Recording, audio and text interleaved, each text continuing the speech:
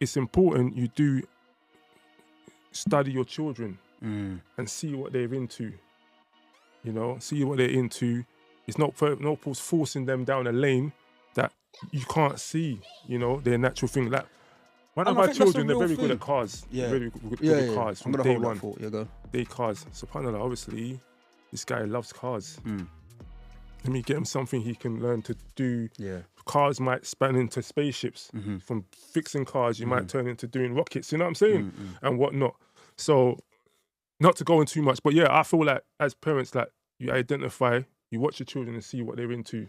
So there's different styles of parenting, yeah? Yeah. Of course. So like if said parent doesn't have the ability or the skill to identify the talent within the child, whatever that talent is. Yeah. Is it right? I'm trying to phrase the question right. Like, is the alternative solution to direct them where you want to direct them, but fully walk them through the process? For example, what I'm trying to say, for example, I don't want you to be a musician. I want you to be a lawyer. But maybe that parents come from a lawyer background, so that's what they understand. So it's not a case of just going to work every day to your lawyer job and saying, I want you to be a lawyer. Like, can you show that child how to get, you know what I mean? Can you forget that you're doing it? Yes, they're watching you, but are you actively sitting down and engaging and walking them through the process to get to that point that you want them to get to? Yeah. Do you get me? Yeah, absolutely. So I asked a question, but I kind of answered it. But no, I'll say absolutely. Like, as a parent, you want well for your children, really. You know, you want well for your children. So if you can't identify they've got a natural skill for something, you can walk them through something, and it's still up to them. It's still trialing and seeing how they do with it, because they might get to a 16, 18 and realize, you know what? Wow, that I find this very easy. All right, cool. Let's nurture that. You get what I'm saying? That's the benefit of having a parent around. Agreed. If you don't have a parent around, then, you know, you're gonna try this, try that, try. You just don't know what you're doing. A parent needs to identify, Joe. You know, there's always that one kid, at least the one kid in school who knows exactly what they're gonna do from the beginning. That's an anomaly. Yeah. Like, you know I say from the beginning, when you're in school, by that time you've had a level of nurturing, 11, 12, 13, 14, whatever it is. I remember there was a guy, I think he was a couple years above, man. What? C, yeah? And he just looked like he had it all figured out. Where is he from? What country was he from? I don't even know. His surname's Flood, innit? So I'm going to guess he's Caribbean. I'm going to guess. Okay. You just knew what Edward Flood, that's his name. Sorry, go on. Yeah. Imagine airing him out like that. I don't even know what he's doing right now in life, but he's probably on bits. He's probably on super bits, you know what I mean? Go. But he was like head boy, this, that, like... Prefect and that. Prefect, you know what them ones? And like, it's like he knew exactly, yes, I'm going to achieve this step, that step, and I'm going to end up in Cambridge University, and then I'm going to do X, Y. Like, when I see... Was he saying these things? Yeah. He just put it, cool. He's guiding, innit? As head boy in that. Man's quantum leaping. You know what I'm saying? So it's like you're looking at this young boy, because when I think about it, that's what you are. You're a young boy. You couldn't have been more than 14, 15. But you know exactly what you want to do. Yeah. Like, already, like, you're looking like a man. Because you're doing man stuff. Do you get what I'm saying? But it'd be interesting to know even where that belief comes from. Like, is that natural? Like, I always weigh up things like how much of a situation is nature and how much of it is nurture. See, the problem is we can't really control nature, so you only have control over nurture.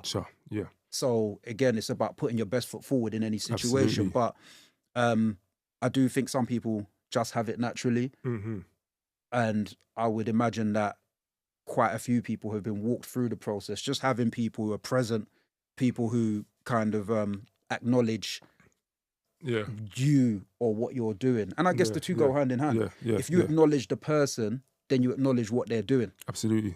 Because then it's for you to take interest and say, okay, cool.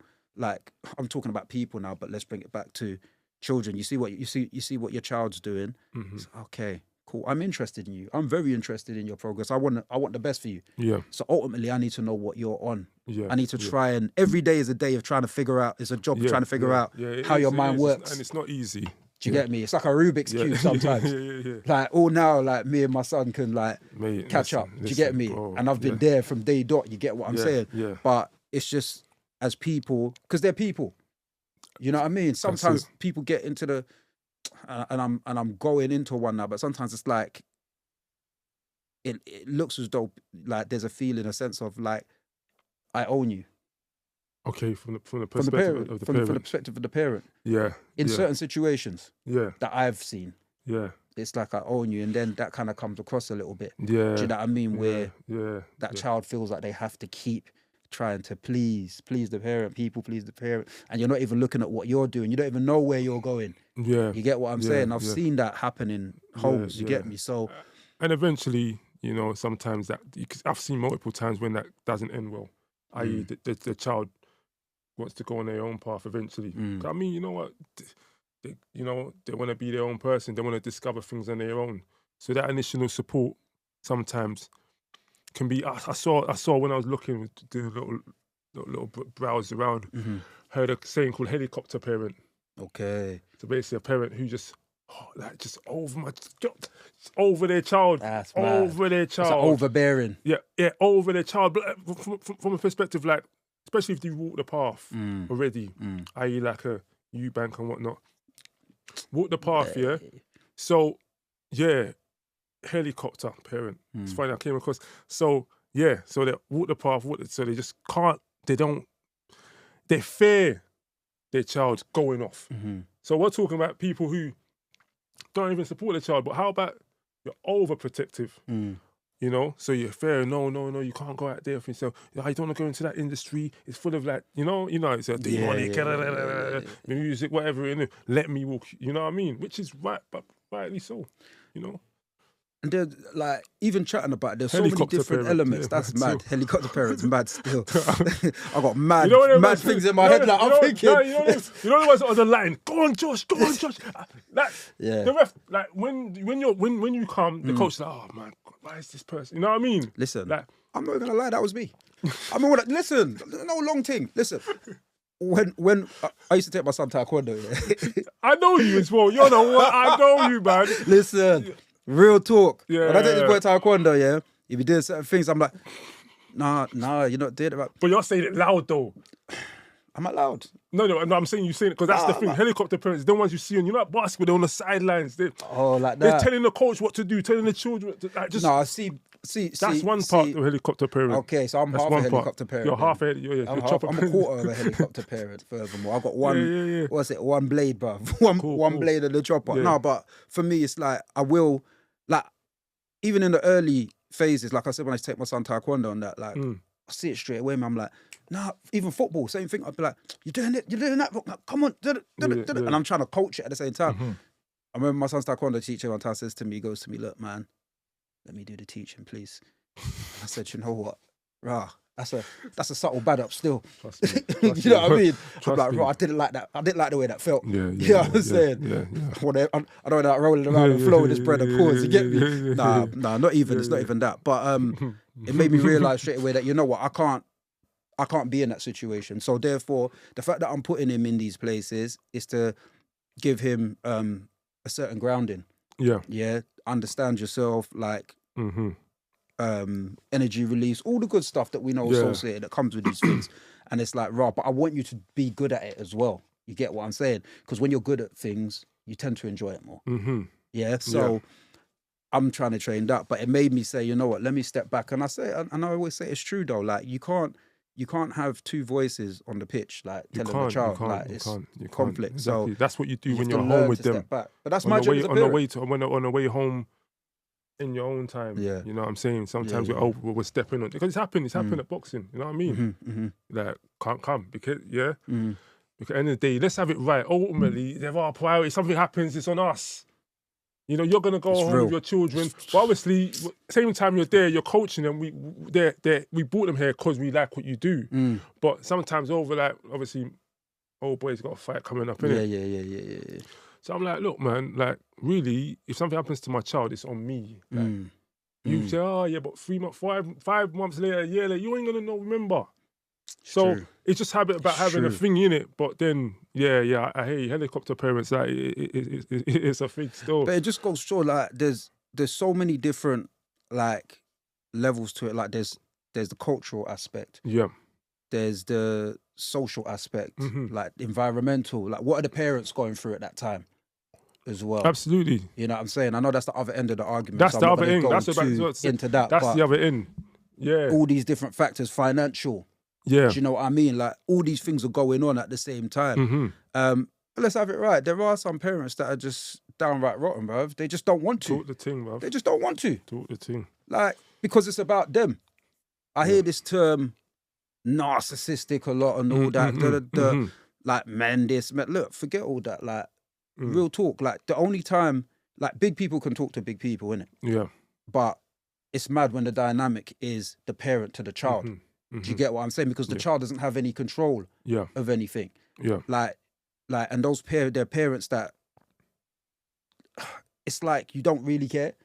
You have a certain vision and view in your mind of what you want. You never once considered what the child wants. Yeah. Yeah. You get what I'm saying? And there is a point where you have to find a balance where you can't just let children run amok. But that's not what I'm talking about. Yeah. I'm talking about when you, whether you know it or you don't, well, you must. I think people who have certain behavioral patterns, they tend to come, they tend to know when to be nice and when not to. Like, for example, we're talking about hypothetical parent here. Yeah, we're talking about hypothetical parent here. Just things that I've watched. I'm not going to air out nobody, innit? Yeah. But that parent can, you know what I mean, talk down to that child every single day. Bang, make them feel lack of confidence or whatever. Yeah. And then, but when that child starts to bring the goods, I've seen households when that parent becomes very nice. Right, yeah. Yeah. Why? Because they want access. Yeah. They want access to things. That's the cash cow. Yeah, yeah. So it's like, also, you do know how to regulate. You regulate, yeah. Yeah. Like, it's off the back. Do you get me? Yeah. There's a whole nother lane for this, which might even come down to mental health conditions. Yeah. But that's not the conversation. That's another conversation. Doctor. It's not that. Do you know what I mean? But all these different elements, all these different elements just make it very, very, very difficult to navigate for certain children. But that being said, it's do you know what? We've gone in it. And the most important thing is, it's not like before I even go there, what would you say? Anyway. What would you say would be the best steps to take in regards to like looking out for your children, like exploring their talent, helping? How would you say the best way to support a child is? I should say. I'm no professional. I'm just a professional dad, innit? Them ones. I'm not a professional psychologist. I'm just a professional dad. For me, I see most importantly, you got to spend time with your children. You know, you got to spend time with your children. The more time you spend with them, the more you start identifying, getting to know them and understand them. It's not always about money. It's not money. It's a small part of it. Spending time with them, you start seeing that. Then it's all right to try certain things, but there's a thin line between just trying things out or allowing them to stop and start. Once you identify something they're really good at, make them understand it's important you stick to it. You know, and sometimes you're good at something doesn't mean you like it. You know what I mean? If you got a skill for something, but you have to be committed to it. So for me, it's about and then having conversation as well, you know, if it's just of that age. But as parents, you've got to be very, very vigilant. I can only talk to my fellow. As me, I'll be vigilant and see. Sometimes a middle child, not really sure exactly what he's into yet. I'll be honest, I'm not really sure what he's into yet. So I speak to his mum about it sometimes. I don't know what he's into. You know, it's the younger one is very, very apparent what he likes. Older one knows what he wants to do. But it's just about being in them and communicating with them and just keeping your eyes and just trying things out. However, the middle one, he's been in something. He's been in karate for a hot minute. Not saying that's a profession or something, but that's something I've kind of made him stick to because it's something he's kind of understanding. You know, regardless of how you feel, regardless of how well you do. Sometimes, you know, you stick to it. So we're talking about discipline. Yeah, discipline. I think that's an important part of the conversation. Still, absolutely. Like, because for me, like, and this people, let's have it right. This is the benefit of having two parents at home. Yeah, and I want to, like, two active parents at home, and well, two not parents at home, or two involved. Two active or involved parents separately, but parents who know how to collaborate. Parents who know how to work together is very important, because for me, just off the bat, from my perspective, I look at it like this. There are a few things that are required. I would put it down to love as the overall summation, but you know, you can read into that different ways. Yeah. So a child needs this love, but they also need structure. That's it. They also need discipline. They also need routine. Yeah. So by the time it comes to the things that you like, you start to understand what it is what it's gonna take for you to get there. For when you have that key element, the discipline, it's like, I'm trying to figure it out. I do this, but I only want to do it in this capacity. No, that's not what discipline will teach you to go beyond that. I like this, and I realize in order to get to where I want to get to in regards to this thing that I'm enjoying, I need to put a bit more into it. And then putting a bit more into it puts a bit more into yourself. That's where that self-growth thing starts to happen. Exactly. Quicker. Yeah. But it's taught from the parents, from the home.